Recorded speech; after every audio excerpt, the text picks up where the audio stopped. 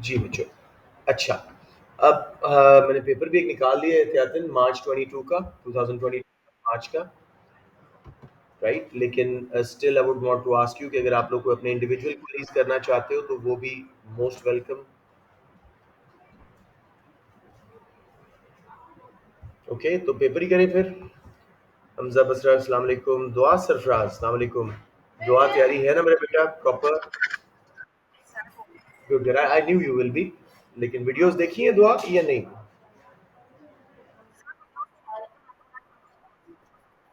ओ वाह, शाबाश, डिस्टिंक्शन इंशाल्लाह। अच्छा जी, let's move on. We have like जो इनटेक आनी थी आ गई है महल में। लेट्स स्टार्ट विद 2022 मार्च का अपना ही वेरिएंट होता है, ये इंडिया में आता है। इसको देखते हैं जी क्वेश्चन पेपर को ज़रा जल्दी से। अब आप लोग काफ़ी पेपर्स कर चुके हो तो आई एम श्योर कि इंशाल्लाह ग्रिप अच्छी होनी शुरू हो गई होगी।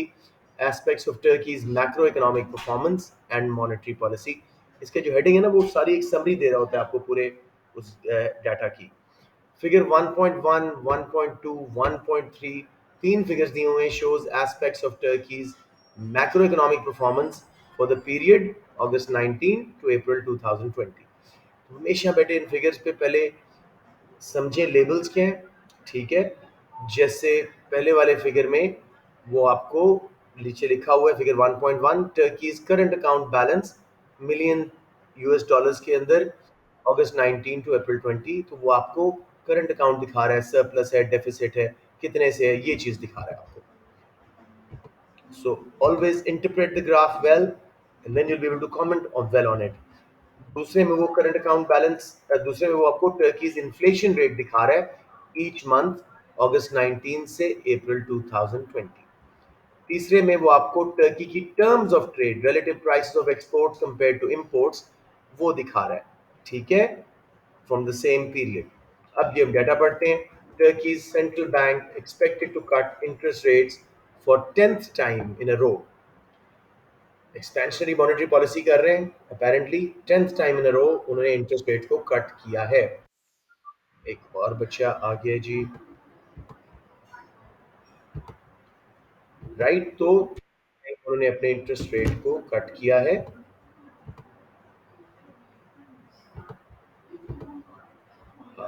यस, चलें जी, वेलकम टू द क्लास बच्चों।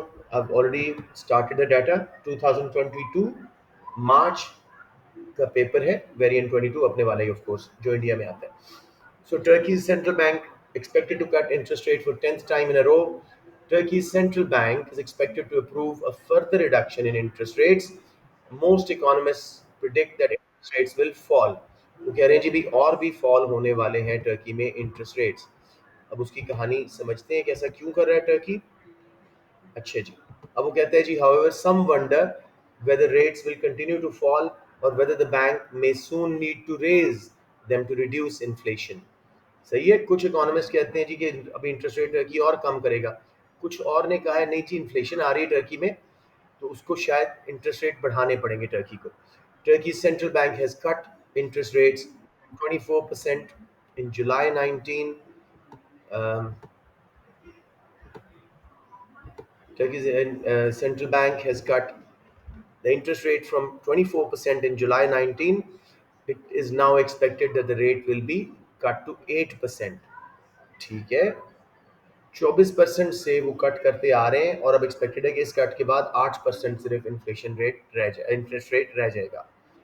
Annual consumer price inflation was 8.6% in October 19 and is now 11.4%, जो उसने ऊपर भी वादा दिया कि इन्फ्लेशन आ रही है। Reducing the international competitiveness of Turkey's goods and services। Before we even go further, क्या सब बच्चों को ये बात समझ आई है, ये आखिरी जुमला कि जो इन्फ्लेशन बढ़ी है उससे इंटरनेशनल competitiveness ऑफ टर्की की गुड्स एंड सर्विसेज यानी इंटरनेशनल मार्केट में या समझ आ रही है ना, उनकी एक्सपोर्ट्स क्या हो जाएंगी जिसकी वजह से कंपेटिटिवनेस कम हो जाएगी, महंगी हो जाएंगी। ठीक है, very good. This means that if the rate of interest is cut to 8%, the real interest rate will be negative. ये जुमला कौन समझाएगा मुझे, real interest rate will become negative. Inflation है 11.4%, इंटरेस्ट रेट है 8%, यानी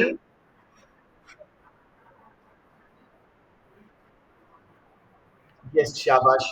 सेविंग वालों को इन रियलिटी 3.4% का नुकसान होगा हर साल, उनकी परचेजिंग पावर गिरेगी। ये महंगाई ज्यादा है, इन्फ्लेशन रेट ज्यादा है कंपेयर टू इंटरेस्ट रेट। आपको बचा था, आई कुडंट एंटर देम। अच्छा, समझ आ गया सबको जी। लेट्स मूव ऑन आगे जी। The real interest rate in Turkey calculated by subtracting inflation, annual inflation is amongst the lowest in the world. It is negative at 3.4%, मैंने पहले ही कर दिया था, compared with minus 0.6% in euro area and minus 0.3% in South Africa. The negative rate in Turkey discourages foreign investors from lending to Turkish government, potentially affecting the value of Turkish currency lira. इस पर भी थोड़ी सी बात करते हैं। Negative interest rates की वजह से जो फॉरेन इन्वेस्टर्स हैं वो टर्किश गवर्नमेंट को लेंड क्यों नहीं कर रहे?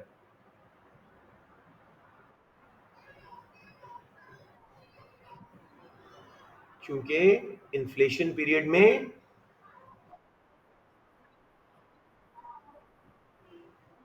नहीं, कॉस्ट ऑफ बोरोइंग का यहाँ राब्ता नहीं है बेटे। हॉट मनी भी नहीं है, ये लोन्स है। हॉट मनी भी नहीं है, ये लोन्स हैं। फॉरेन लेंडर्स क्यों टर्की को लेंड नहीं कर रहे?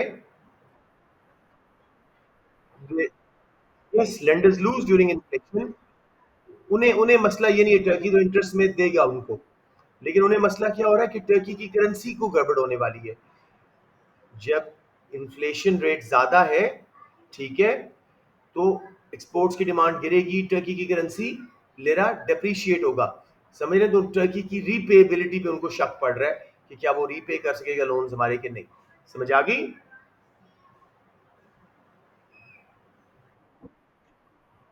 श्योर मेरा बेटा। फॉरेन लेंडर्स किसी कंट्री को लेंड करने से पहले क्या देखते हैं? जैसे पाकिस्तान को आईएमएफ इस वक्त लेंड नहीं कर रहा, क्योंकि पाकिस्तान में शदीद इन्फ्लेशन है और पाकिस्तानी रूपी नीचे जा रहा है। उन्हें खतरा है कि जी इन्फ्लेशन की वजह से मजीद पाकिस्तानी रूपी नीचे जाएगा, ये हमें पे बैक भी कर सकेंगे कल को कि नहीं। तो lenders worry when a country is facing high inflation, जिसके रिजल्ट में उसकी करेंसी नीचे जाने वाली है। समझ आ गई बात? ओके, अब आखिरी जुमला इसका, थर्ड पैराग्राफ का। The currency fell to a record low of to 7.3 per US dollar in early May, mainly due to concerns over the level of interest rate. ठीक है जी, इंटरेस्ट रेट के कम होने की वजह से करेंसी पहले ही गिर गई है। हॉट मनी वापस जाने का खतरे की वजह से लोग ऑलरेडी टर्किश करेंसी को बेच रहे हैं। लास्ट जुमला पैराग्राफ जी। अच्छा, ये पैराग्राफ ज़रा टफ होते हैं, लेकिन क्वेश्चंस आपकी इकोनॉमिक्स में से ही हैं, सो डू नॉट वरी। तसल्ली से इंटरप्रेट करके हमने अटेम्प्ट करना होता है। Analyst differ over whether the expected interest rate cut will be the central banks last, or whether it will continue to reduce borrowing costs. Some think it will generate inflation as the economy recovers from the impact of COVID-19 pandemic. However, others are suggesting that the banks may continue to cut interest rate because the Turkish government appears determined to do everything it can to speed up the economic recovery. इस आखिरी जुमले में कोई ऐसी बात नहीं थी जो एक्सप्लेन करने वाली हो। किसी को समझ ना आए तो पूछ लें।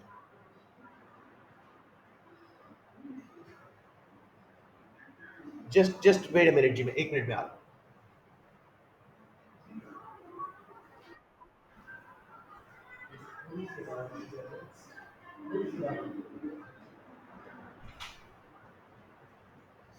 अच्छा जी, so now let's go to the questions. इन्होंने 3 फिगर्स दिए थे, आई एम श्योर उस पे क्वेश्चन होंगे। देखो पहला ही उसी पे है। With reference to figure 1.1, describe how countries Turkey's current account balance has changed between August 19 to April 20। Current account के बारे में जब भी आए, आपने देखना है कि सरप्लस है, हुआ है कि डेफिसिट हुआ है, क्या हुआ है। Don't use the terms negative, worsened, improved.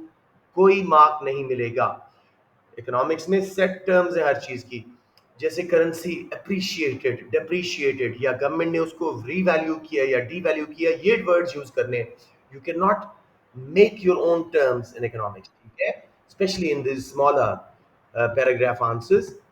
Longer answers में वो एक्सेप्ट कर लेता है कि ठीक है, बच्चे ने अपनी बात कर ली, लेकिन यहाँ पे आपको बिल्कुल सही तरीके से वो टर्म्स यूज करनी है। तो I would invite, let's say, Hamza Tariq Basra, जरा अपना माइक ऑन करें। शाबाश, don't be afraid.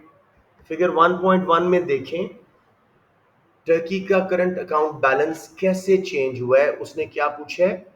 Between the period August 19 and April 2020।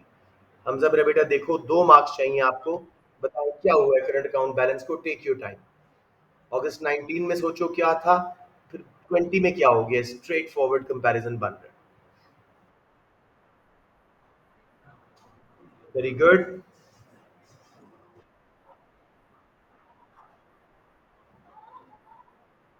हाँ, आपको ना सिर्फ आपने फिगर बोला है ना कि 19 से 20 के बीच में बोले। It was surplus in the beginning and turn to a deficit. 2 marks आसानी से आपको आ गए। किसी बच्चे को इन 2 मार्क्स में प्रॉब्लम। देखो, मैंने आपको ये बहुत सारे पेपर्स करवाए हैं। वैल्यू लिखना आपकी मर्जी है, एडेड क्वालिटी है, लेकिन अगर आपको उसकी कैलकुलेशन में ही 5 मिनट लग रहे हैं, why are you wasting your time. मेरे जैसा मेंटल मैथ है तो 3304 था, और अब वो गिर के आ गया जी 5062। तो अप्रॉक्सीमेटली 1600 या 7, हाँ 1758 से गिरा है।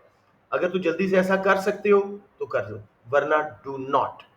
ठीक है। मार्क्स, आपको मार्क्स स्कीम दिखा देता हूँ just for your full confidence. It has gone, changed, moved from a surplus to a deficit. 1 mark, 1 mark. This is only appropriate answer. Do not reward reference to positive or negative figures, worsening, etc. Equally, chronological description of each year. जैसे हमजा ने बोलना शुरू किया था ना कि अक्टूबर तक कैसे हुआ, फिर ऐसे उसने कहा जी मुझे ईयर बाय ईयर डिस्क्रिप्शन नहीं चाहिए, मुझे चेंज पूछा है आपसे। समझ आ गया ना? जैसे मैं आप में से किसी बच्चे को मिलूं आज से 5 साल बाद किसी, लेट से किसी शॉप पे, एम्पोरियम में, और मैं कहूँ माशाल्लाह आप लंबे हो गए हो, मैंने आपका चेंज बताया। ठीक है ना? तो ये चेंज आपने आइडेंटिफाई करना है। That's it. समझ आ गया मेरा बेटा? आसान क्वेश्चन था। सो एक्सपेक्ट ऑल स्टूडेंट्स। हाँ जी, क्या बोले? वो मैंने क्या किया, 50 मैंने माइनस किया ना बेटे। 5062 में से माइनस किया 3304, कि भाई मेरा 3304 सरप्लस था, अब मेरा डेफिसिट है 5062। तो कितना फर्क आया, चेंज कैलकुलेट किया है, -1758 जितना भी बनता है। हाँ, उसमें से 5062 माइनस करोगे तब भी वही आंसर आ जाएगा। वही आंसर आएगा। ठीक है।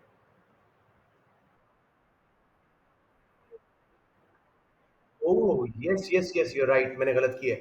8000 से डेफिसिट हुआ है Majid. You right, you right, sorry. ठीक है। 80, like 83,000 something, 8300 something. Very well Abdul भाई, ठीक है। मैंने जल्दी में अपनी मेंटल मैथ दिखाने की कोशिश की, गलत कर गया। But there is no requirement for the figures, so no worries. 2 marks आपके आ गए। अब जरा क्वेश्चन थोड़े से कॉम्प्लिकेटेड होते हैं, पहले 2-3 आसान और फिर मुश्किल होना शुरू हो जाते हैं। हाउ कुड द डेटा इन, ये बड़ा अच्छा क्वेश्चन, मैंने पेपर करवाया था जब, मुझे पहली दफा अच्छा लगा था ये क्वेश्चन।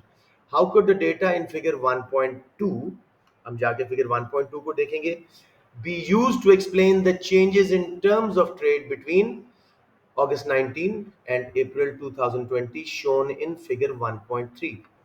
अब जरा अच्छी तरह क्वेश्चन को पढ़ें। वो कह रहे हैं जो फिगर 1.2 में मैंने आपको डेटा दिया है, उससे यूज करो किस चीज को एक्सप्लेन करने के लिए, कि फिगर 1.3 में टर्म्स ऑफ ट्रेड जो चेंज हुई हैं वो क्यों हुई। समझ आ रही बात? अब ऐसे क्वेश्चन में एहतियातन always define the key term. Terms of trade are the relative export prices compare to import prices in index form. Formula वगैरह देने की जरूरत नहीं, 2 मार्क का टोटल क्वेश्चन है, शायद मार्क डेफिनेशन का भी ना हो। 1.2 में क्या शो कर रहे हैं जी? थोड़ा सा इसको छोटा कर दो ताकि दोनों फिगर्स हमारे सामने आ जाएं। 1.2 में उसने शो किया टर्की का inflation rate. Inflation rate over this period, मतलब कि ओवरऑल इन्फ्लेशन पे क्या असर पड़ रहा है। ओवरऑल प्राइस लेवल बढ़ा है, शाबाश। Instead of going year two year, आपने ओवरऑल उसका ट्रेंड देखा कि कहीं भी डिफ्लेशन नहीं आई, मुसलसल महंगाई आई है, प्राइस लेवल राइज हुआ है।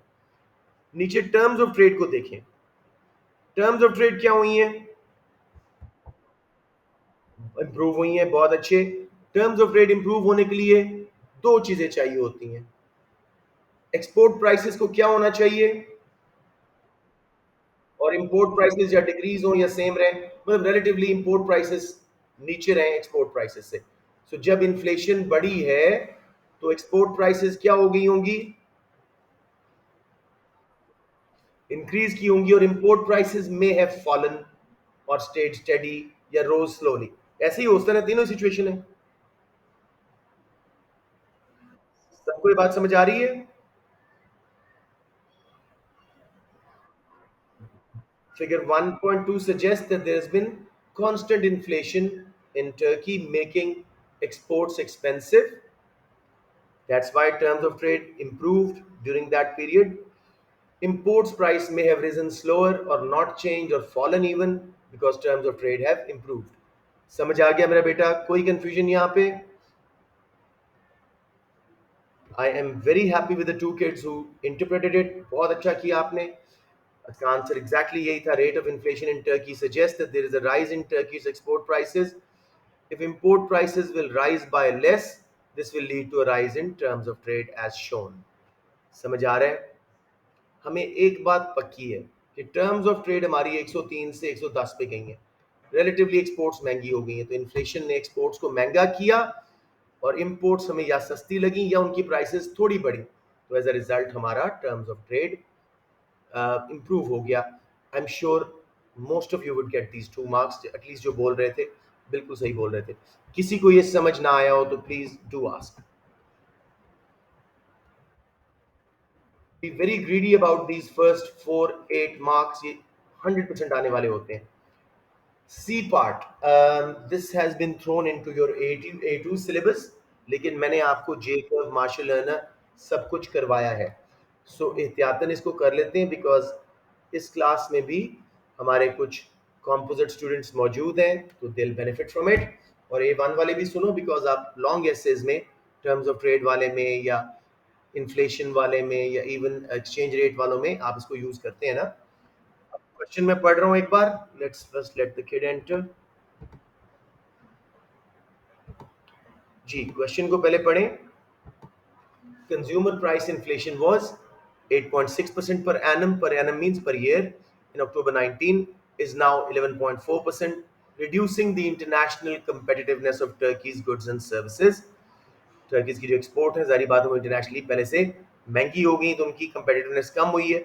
Explain using the concept of PED how the increase in inflation has caused the change in Turkey's current account of balance of payment between October 19 and 20।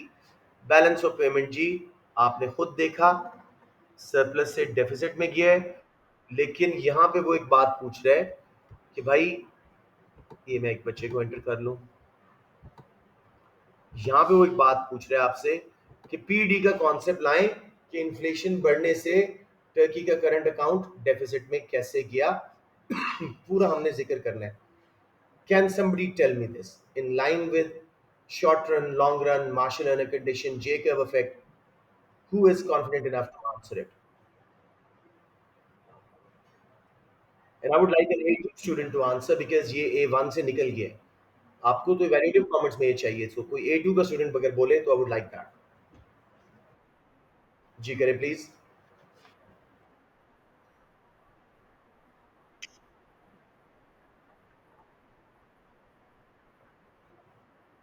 हम्म। शाबाश। हम्म।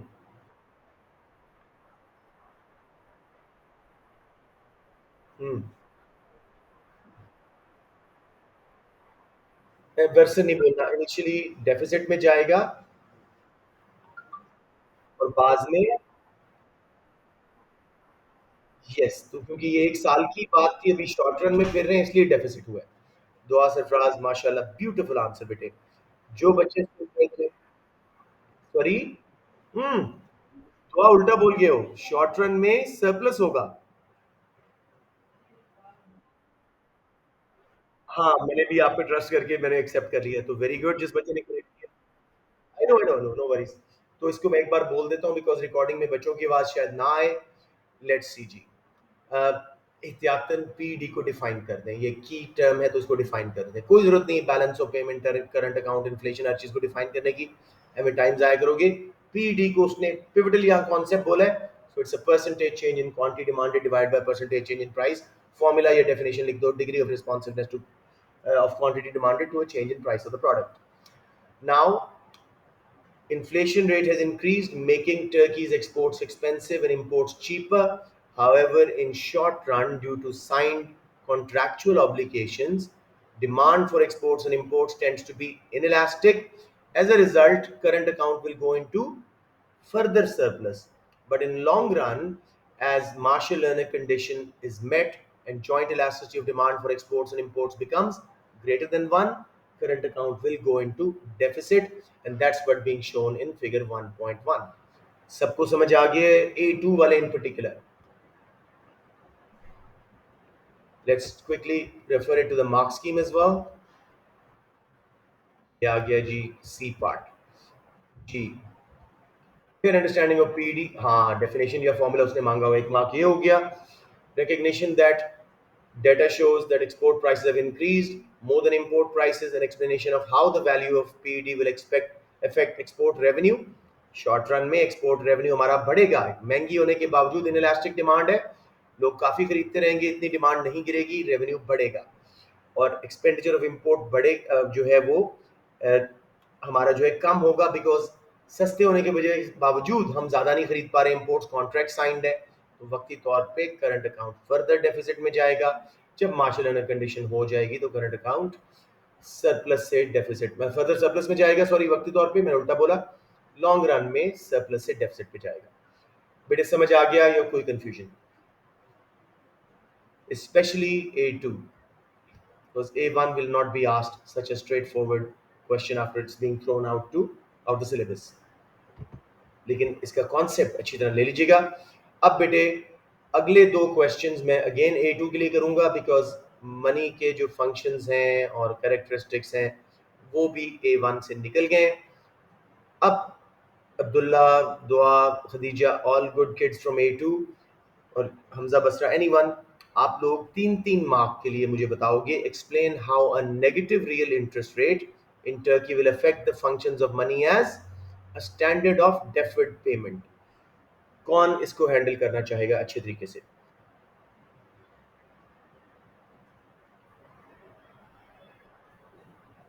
अब यहाँ पे वीकनेस नजर आ रही है, आप लोगों ने मनी के फंक्शंस को या रिवाइज नहीं किया जी, कोशिश करें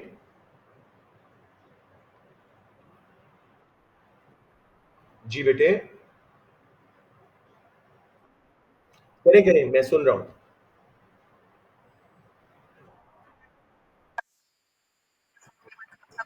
शाबाश, बता दे बच्चों को। Yes, money is function of borrowing. Yes, very good. Go ahead. Lenders सोचो क्या करेंगे? Will they be happy to lend or not? Yes, lenders will lose. Lenders will lose. हाँ, या तो स्टैंडर्ड ऑफ डेफर्ड पेमेंट पे क्या असर पड़ेगा? लेंडर्स कॉन्फिडेंट होके लेंड करते रहेंगे या रोक देंगे lending? Yes, that is the whole answer. So I'll explain it once again for the class. Very well done, Dua, mashallah. Standard of deferred payment means money's function of credit purchase, buy now, pay later, future payment, ठीक है? As real interest rate is negative, lenders will lose, as whatever they lend, they will receive back less in real terms. As a result, they will not be very willing to lend because interest rate is not covering the rate of inflation. Money's function of standard of deferred payment will lose its power. Lenders will lend in gold, other currencies instead of lending in Turkish lira. समझ आ गया मेरा बेटा? अच्छा जी, store of value, ये function Hamza Basra कोशिश करो बेटे, even if you can't do it, store of value negative real interest rate से कैसे इफेक्ट होगा, कोशिश करें।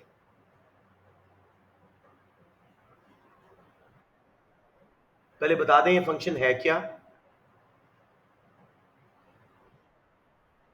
अच्छा, वो ऐसे ही करते हैं शायद। अब्दुल्ला आप बता दो, शाबाश। बता दें।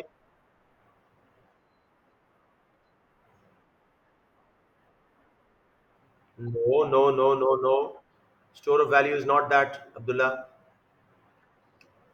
It's the money's function of saving.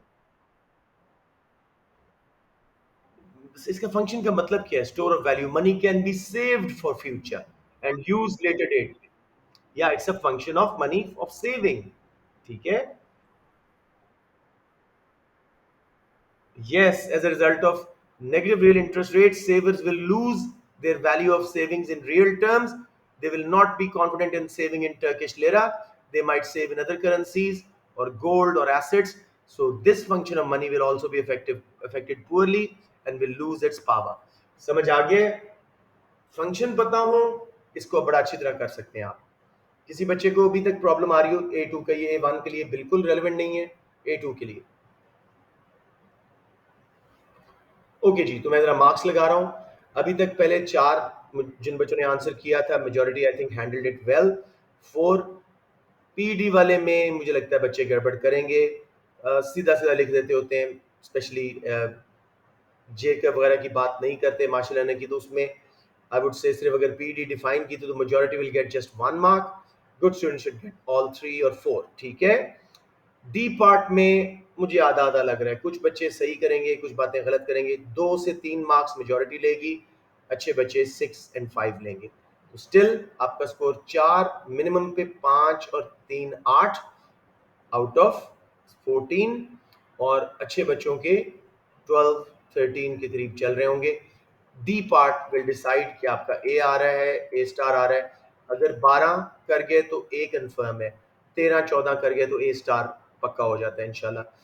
Discuss with the help of an aggregate demand aggregate supply diagram. तो अब ग्राफ बनाना है, कम से कम 2 मार्क्स इसके लिए एलोकेटेड होंगे। Whether further cuts in Turkey's interest rates are likely to generate inflation और speed up economic recovery. तसल्ली से इसको 2 मिनट सोचें, फिर कोई बच्चा मुझे ग्राफ बताए, मैं ड्रॉ भी कर दूंगा, सही लेबल के साथ ग्राफ बताना है। उसके बाद आप बताइएगा कि क्या इकोनॉमिक रिकवरी आएगी या महंगाई आएगी। इसमें थोड़ा सा वो कॉन्सेप्ट हम बार बार करते होते हैं, उसको माइंड में लाएं, जरा लॉन्ग रन वाला कॉन्सेप्ट इसमें आता है जी।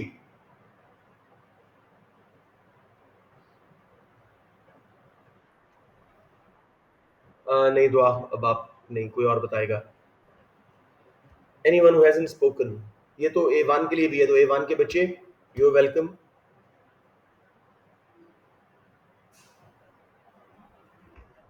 जी बेटे, बोले हम ना। आप खुद डिमांड बोल रहे हो, हम ना मार खाओगे। एग्रीगेट डिमांड, सारे मार्क्स लूज हो जाएंगे आपके एक गलती की वजह से। शाबाश, कंसंट्रेशन के साथ। एग्रीगेट डिमांड का विल शिफ्ट टू, शाबाश। लेबल क्या करोगे इस ग्राफ के? शाबाश, 1 मार्क आपको सही लेबलिंग का आ गया। एग्रीगेट डिमांड को राइट पे शिफ्ट किया, दूसरा मार्क। अब आई वुड सजेस्ट कि आप यहाँ पे लॉन्ग रन एग्रीगेट सप्लाई का वाला वो 3 स्टेज कर्व बनाओ, परफेक्टली इलास्टिक, फिर इन इलास्टिक और परफेक्टली इन इलास्टिक। ठीक है। 2 3 बार एग्रीगेट डिमांड को शिफ्ट करो जैसे हमने कल किया था, क्योंकि फर्दर कट्स उसने बोले ना, कई बार कट्स करने इन्होंने। उसके रिजल्ट में शुरू में क्या होगा, पहले मुझे बताएं, इकोनॉमिक रिकवरी पे क्या असर पड़ेगा, पूरी वो कहानी। इंटरेस्ट रेट जब कम होते हैं, एक्सपेंशनरी मॉनेटरी पॉलिसी बोल दें कोई बच्चा, थ्योरी पहले बता दें, बाद में ग्राफ पे जाते हैं। सिर्फ इन्वेस्टमेंट? हाँ जी, रिटर्न ऑन सेविंग। शाबाश। तो कंजम्पशन का इंजेक्शन आएगा,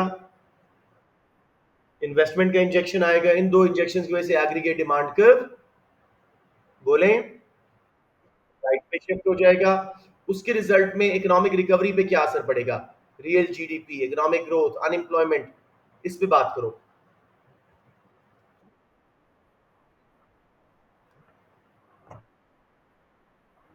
हाँ, लेकिन वो इवैल्यूएशन है। वो इवैल्यूएशन है, वो इवैल्यूएशन है। तो अभी पहले हम मार्क्स ले लें। इससे इकोनॉमिक रिकवरी स्पीड अप होगी, रियल जीडीपी तेजी से बढ़ेगा, अनएम्प्लॉयमेंट कम होगी, अच्छे बच्चे बोल देना मल्टीप्लायर इफेक्ट आएगा। ठीक है। अब इन्फ्लेशन पे क्या इफेक्ट पड़ेगा? एग्रीगेट डिमांड बढ़ी और साथ में एग्रीगेट सप्लाई नहीं बढ़ सकी तो कौन सी इन्फ्लेशन आ जाएगी? डिमांड। वैल्यूएशन में क्या बोलोगे कंक्लूजन में? It will depend on which part of long run aggregate supply we were. If we were below full employment, only economic recovery will occur. But if we were close to full employment or on full employment, price level will rise more, economic recovery may not occur. समझ आ गया? किसी बच्चे को इसमें problem? Let's make the graph just for you know video देखने वालों के लिए भी, और जो बच्चे अभी तक इसको पूरी तरह ग्रास्प नहीं कर पाए इस कॉन्सेप्ट को। Let's take link here and again I keep saying make the labels your utmost priority, वरना ये सिर्फ लाइनें हैं। अगर लेबल नहीं है ना तो ये सिर्फ लाइनें हैं। और इधर आ गया जी आपका रियल जीडीपी। और please do not use the word demand and supply, यहाँ पे एग्रीगेट डिमांड, ओह मैंने शॉर्ट रन वाला कर, एन एग्रीगेट सप्लाई का कॉन्सेप्ट है। तो best is you draw an long run aggregate supply curve with 3 stages. पहला एग्रीगेट डिमांड कर्व यहाँ लगाओ, एडी जीरो, इक्विलिब्रियम जीरो, और प्राइस लेवल आपका ये था इन्फ्लेशन, और ये नेशनल इनकम यानी रिकवरी, इकोनॉमिक रिकवरी। अब जब aggregate demand curve elastic part में शिफ्ट होगा टर्की के इंटरेस्ट रेट कट करने से, वो सारी कॉस्ट ऑफ बोरोइंग वगैरह आपने बता दी है, तो नेशनल इनकम बढ़ेगी, इकोनॉमिक रिकवरी होगी, प्राइस लेवल नहीं बढ़ेगा। अलबत्ता इन इलास्टिक पार्ट में हम आ गए, एग्रीगेट डिमांड कर्व मजीद शिफ्ट हुआ तो प्राइस लेवल ज्यादा बढ़ेगा, इकोनॉमिक रिकवरी थोड़ी होगी, और इसके बाद शिफ्ट हुआ तो सिर्फ प्राइस लेवल बढ़ेगा। सबको ये मैं बहुत दफा करवा चुका हूँ, आई एम श्योर अब काफी कॉन्फिडेंस होगा इसके ऊपर। किसी को अभी भी प्रॉब्लम है प्लीज बता दो, exams are too near to take a risk. Okay जी, दैट्स इट। सॉरी सॉरी बोले?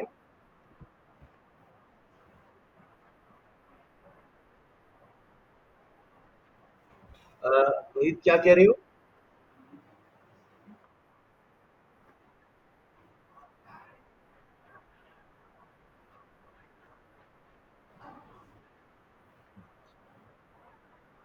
एजेस मींस कि आप इस तरह ड्रॉ करना चाह रहे हो, यू?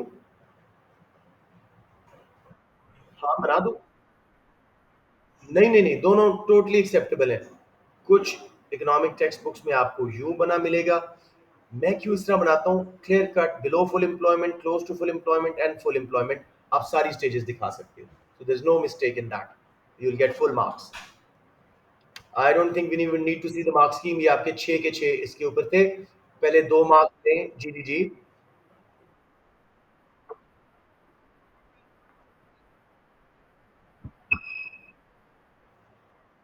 मतलब लिमिटेशंस ऑफ मॉनेटरी पॉलिसी लगा सकते हैं।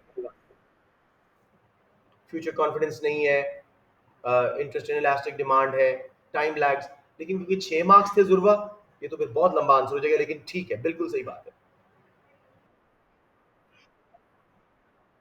डिमांड फॉर लोन्स अगर इंटरेस्ट इन इलास्टिक हो तो इवन कट होने से भी लोग ज्यादा लोन नहीं लेंगे, ज्यादा स्पेंडिंग नहीं करेंगे, फ्यूचर कॉन्फिडेंस ही नहीं था। हम्म। इसमें मुझे लगता है अच्छे बच्चे चार कम से कम, वीक बच्चे चार कम से कम ले जाएंगे, और अच्छे बच्चे 6 आउट ऑफ 6 लेंगे, जितनी हमने इसकी प्रैक्टिस की हुई है। सो ओवरऑल जो वीक बच्चे 8 पे थे वो 12 पे पहुंच गए, 14 16 17 पे पहुंच गए। जी सॉरी।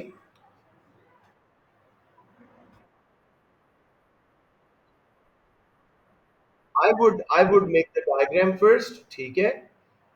या आपकी मर्जी है, मैं इसकी मार्क्स स्कीम देखता हूँ वो क्या चाह रहा है। वो चाह रहा है यहाँ पे एक्यूरेट डायग्राम सबसे पहले, 1 mark, aggregate demand aggregate supply लगे हुए, करेक्ट लेबल्स के साथ, प्राइस लेवल, रियल जीडीपी। फिर explanation of using the diagram. हाँ, वो डायग्राम के थ्रू एक्सप्लेनेशन चाहता है आपका। इंटरेस्ट रेट कट हुए, एग्रीगेट डिमांड पे क्या असर पड़ेगा, ये सारी एक्सप्लेनेशन है। कंजम्पशन, इन्वेस्टमेंट वगैरह बढ़ी। एक्सचेंज रेट की बात भी कर सकते हैं कि हमारा इंटरेस्ट रेट कम हुआ है, हॉट मनी इनफ्लोज कम, एक्सचेंज रेट डेप्रिशिएटेड, उससे नेट एक्सपोर्ट ज़्यादा हुई। उससे भी करंट अकाउंट में एक इंजेक्शन आया। ठीक है, एम्प्लॉयमेंट कम जनरेट हुई, ज़्यादा जनरेट हुई, आउटपुट बढ़ी, तो इकोनॉमिक रिकवरी हुई। लेकिन इन्फ्लेशन कब आएगी? Evaluative comment that considers whether the interest rate cut will impact whether yes, sorry, यही डायग्राम एग्जैक्टली।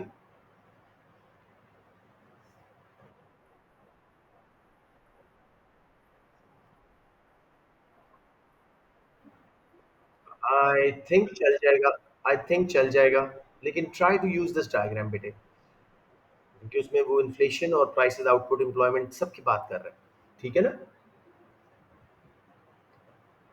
क्यों आपको ग्रिप नहीं है अभी इस डायग्राम पे?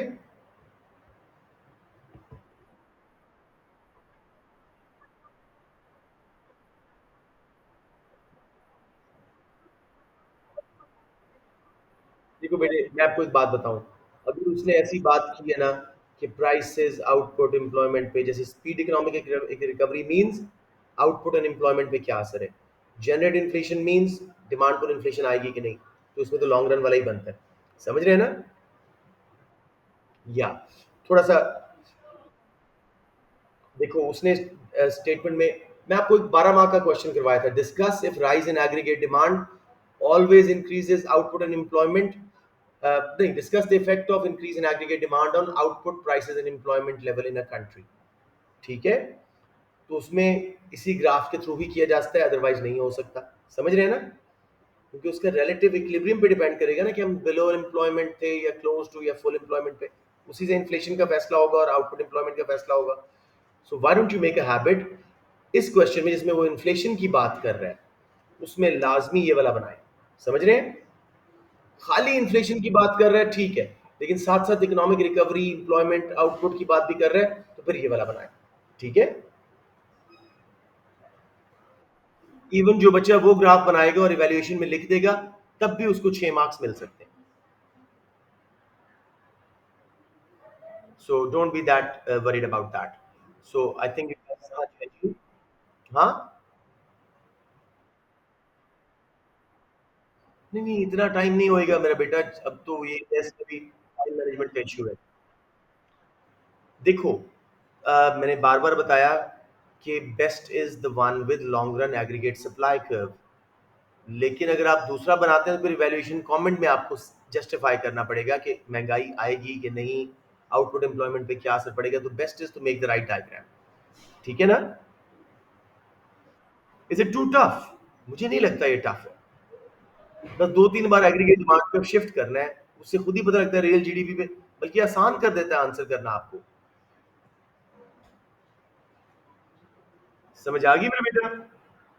आज रात बैठ के इसको प्रैक्टिस कर लो ना 2-3 बार, फिर इंशाल्लाह डर नहीं लगेगा इस ग्राफ से।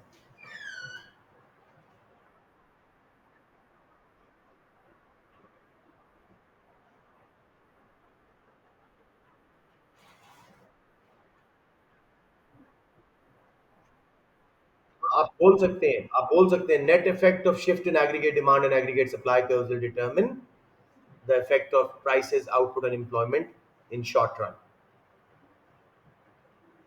ये बात भी अच्छा सेफ एंगल है, अगर आपको ग्राफ पे नहीं है। ठीक है ना? Abdul Waheed got it? Okay. इस पे और बात करनी है या सेक्शन बी थोड़ा सा स्टार्ट करके क्लास बंद करें? ओके जी, लेट्स से जी। अब आपको सिमिलर क्वेश्चंस आते रहते हैं, let's see what is the saying. जैसे टू बी, इसको पहले जरा कर लेते हैं, पीपीसी वाले को जरा बाद में देख लेते हैं। टू बी मुश्किल से 5 मिनट में आपके साथ डिस्कस करके हल हो जाएगा। डिस्कस वेदर द ट्रांजिशन यानी move from a planned economy to a market economy will always benefit consumers. अब उसने एक नॉर्मल क्वेश्चन में थोड़ा सा फर्क किया है, कंज्यूमर्स के साथ हमने ज्यादा इसको अटैच करके लिखना है। जी बच्चों, आसान क्वेश्चन है या मुश्किल है? बहुत आसान है। अल्लाह करे ऐसा क्वेश्चन आ जाए, आप लोग बहुत अच्छा स्कोर करोगे। मार्क्स स्कीम बताएं जी। 8 मार्क पहले वाले किस तरह के होते हैं, कैसे डिस्ट्रीब्यूट होते हैं, एनालिसिस एंड नॉलेज वाले?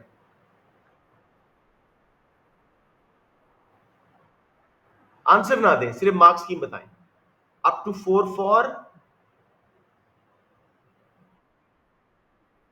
अगेन आप वही डिफाइन कर रहे हो, मुझे सिर्फ आंसर चाहिए, सिर्फ इसका मार्क्स स्कीम चाहिए, आंसर नहीं चाहिए, वो बाद में करेंगे। अप टू 4 फॉर, अच्छा नहीं, नॉलेज अंडरस्टैंडिंग के 4 नहीं है, नॉलेज एनालिसिस मिला के 8 है। आप इसको 4 हिस्सों में तोड़ें। Up to 4 for why this transition will be beneficial, up to 4 for why the transition will be not beneficial. वैसे आप लिखेंगे बिल्कुल सही, बेनिफिट्स भी प्रॉब्लम्स भी डिफाइन भी करोगे, सारे मार्क्स हैंडल हो रहे हैं, बट एहतियातन मार्क्स स्कीम सीख लें जरा। समझ आ गई बात? Was that what your mind was saying कि मार्क्स स्कीम होनी चाहिए? ओके, सबको लग रहा है कि वही मार्क्स स्कीम थी तो खामोश हैं। ओके, 4 माह की वैल्यूएशन किया कि क्या हमेशा कंज्यूमर्स को बेनिफिट होगा या नहीं। ठीक है, अब मेरे बच्चों तसल्ली के साथ हम स्टार्ट करते हैं, बिकॉज टाइम थोड़ा मैं खुद ही कर देता हूँ क्योंकि मैं दूसरा क्वेश्चन भी आपको थोड़ा सा दिखाना चाह रहा था, वो अच्छा क्वेश्चन है। सबसे पहले, planned economy is the one where resources are owned, controlled and operated by the state, the government. The mechanism for allocating resources is rationing, where governments, central decision-making authorities decide what, how, and for whom to produce through production and consumption quotas. अब इसको याद कर लें please. उसके बाद जी, main motive is welfare and not profit. Okay, उसके बाद क्यों बेनिफिशियल होगा, फ्री मार्केट जाते हैं। In a free market economy, resources are allocated through demand and supply price mechanism. Individuals and firms own and allocate resources and decide what, how, and for whom to produce.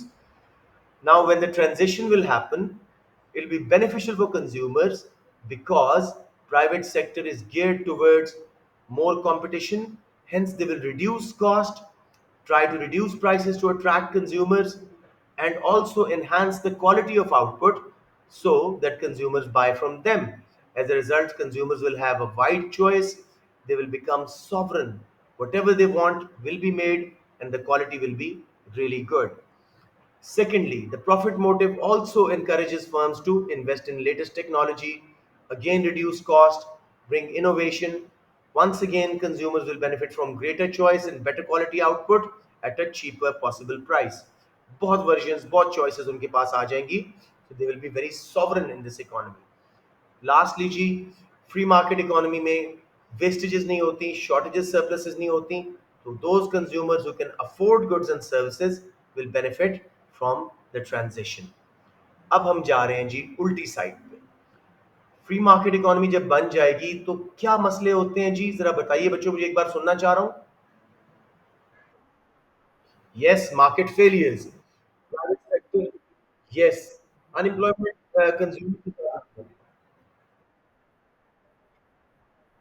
Okay, तो क्या कौन सी good ज्यादा बना देंगे? Yes. बकायदा बताइएगा, demerit goods will be overconsumed and produced. Consumers' welfare will reduce because they are lacking information about its harmful effect, and because they're addicted and they want to buy, firms will keep producing. Hence, the welfare will reduce. Secondly, consumers को क्या नुकसान होगा? Merit goods कम बनेंगी, उनको पता नहीं है कितनी अच्छी एजुकेशन हेल्थ केयर एग्जाम्पल दीजिए, कम बनेंगी, मार्केट फेल हो जाएगी। Thirdly, मोनोपलीज बन जाएंगी प्राइवेट सेक्टर में, तो वो एक्सप्लॉइट करेंगी, higher price, low quality. External cost वगैरह की वजह से भी consumers and society as a whole, external cost की वजह से भी उनके लिविंग स्टैंडर्ड्स कम हो जाएंगे। पब्लिक गुड सिरे से नहीं बनेंगी, बहुत बड़ा मार्केट फेलियर। शाबाश, ये हो गया जी आपका इजी 8 मार्क्स। अब क्या ये ऑलवेज बेनिफिशियल है कि नहीं? No, but how do we do it? It is beneficial for consumers in terms of wider choice, sovereignty, quality, and efficiency, which may result in lower cost. But when it comes to market failures like demerit goods, merit goods, over and underproduced, ठीक है, public goods not produced at all, consumer welfare falls. Therefore, it does not always increase the benefit for consumers. समझ आ गया बच्चों? Easy question था और अच्छा answer आप लोगों को समझ आ गया।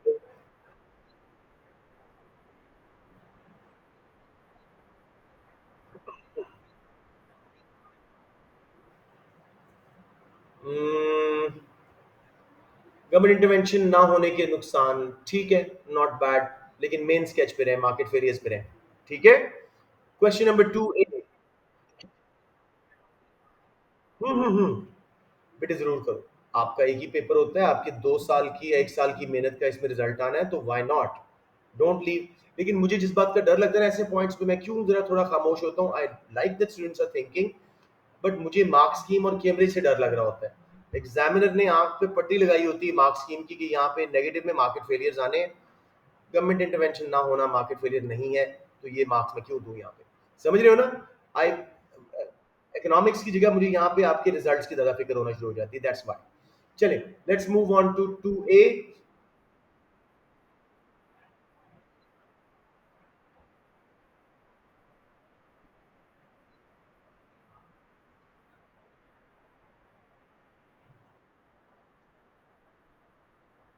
इंफॉर्मेशन फेलियर तो हमेशा होता है ना मेरे बेटा।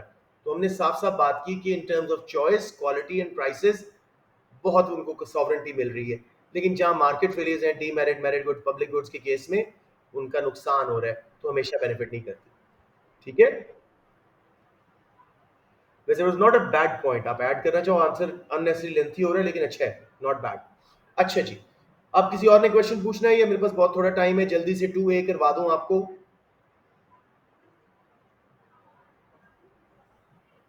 ओके, तो 2A देखें जरा। Explain with the help of production possibility curve diagram, या डायग्राम्स दो बनाने, एक बनाने आपकी मर्जी है।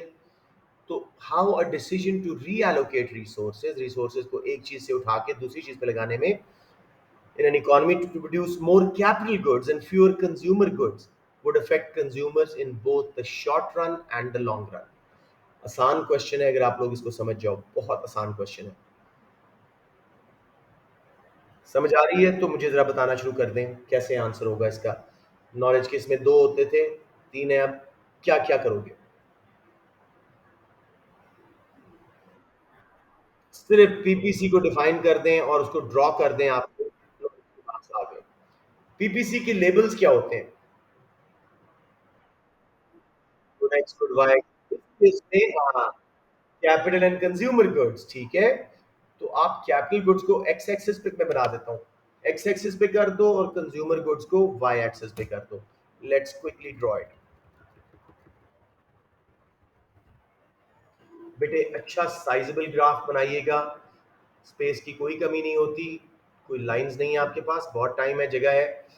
तो सबसे पहले जिसने यहाँ प्राइस क्वांटिटी लिख दिया, जीरो मार्क।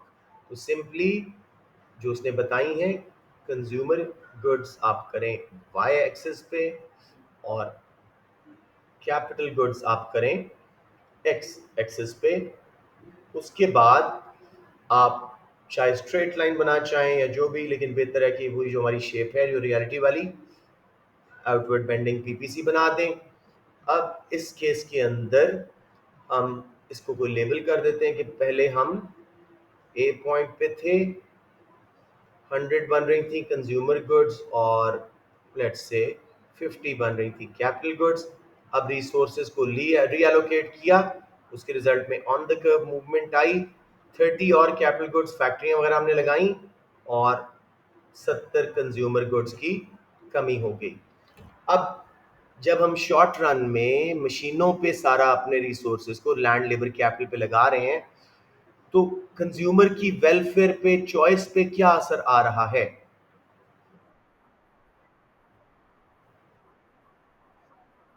गिरेंगे, बिकॉज उनके लिविंग स्टैंडर्ड डिपेंड करते हैं कंज्यूमर गुड्स के ऊपर।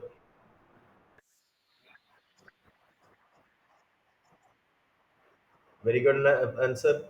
पूरा पीपीसी शिफ्ट कर दें, अब इसको A B C D label कर दें। लॉन्ग रन में आपका पूरा पीपीसी बाहर शिफ्ट हो जाएगा, अब कंज्यूमर्स के लिए greater choice of consumer goods भी हो जाएगी, तो लॉन्ग रन में उनका लिविंग स्टैंडर्ड बढ़ जाएगा। So short run sacrifice will have to be made as 70 consumer goods are becoming sacrificed. As a result, consumers' welfare, choice, sovereignty will reduce.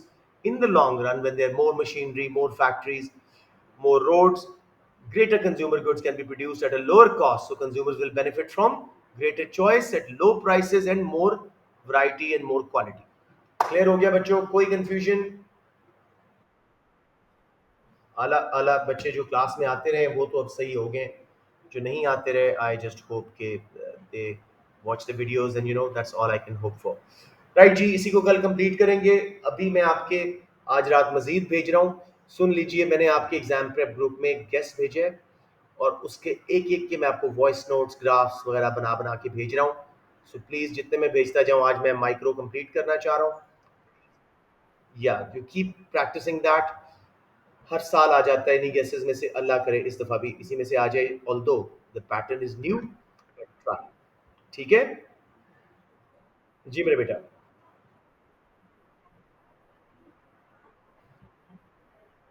वही क्या बात कर रहे हो जुर्वा, ये तो हम बहुत दफा कर चुके हैं। आप अगर वक्ती तौर पे रिसोर्सेज को उठा के कैपिटल गुड्स पे लगा रहे हो तो आपके पास मशीनरी, फैक्ट्रीज, रोड्स, इंफ्रास्ट्रक्चर ज्यादा हो जाएगा। फ्यूचर में पूरा पीपीसी बाहर शिफ्ट होगा ना, रिसोर्सेज की क्वांटिटी एंड क्वालिटी बेहतर होगी, बाहर शिफ्ट हो गया, पोटेंशियल इकोनॉमिक ग्रोथ आई, इसलिए बाहर शिफ्ट हो रहा है ना। लॉन्ग रन में शिफ्ट होगा, उस वक्त कंज्यूमर को फायदा होगा, शॉर्ट रन में नुकसान होगा। बना दें, उसने आपको लिखा हुआ है डायग्राम और साथ में एस लिखा हुआ है, अलग अलग बना दें, कोई वरी नहीं है। एक बार मार्क्स स्कीम देख लें just in case. Where is it जी, या for knowledge and understanding of PPC showing an accurate diagram, सीधा जैसे ही टेबल पर सही किए consumer goods, capital goods, even equivalent good Y good X भी वो मान रहा है, एक्सप्लेन सही कर दो, 2 marks. For application showing a movement along the curve in short run, meaning fewer goods and services available for consumption, leading to less choice, higher prices, lower living standards in the short run. For application showing an outward shift of curve in the long run, perhaps leading to more consumer goods and services due to an expansion of capacity in the economy and increase in living standard, इसने miss किया, low price भी हो जाएंगी। So that is how it is. कोई confusion मेरे बच्चों? All righty. ठीक है जी, that's done. Let's close the class now and see you all tomorrow. Plus आपका business का पेपर आ रहा है, best luck with that. इंशाल्लाह ताला अच्छा हो जाएगा।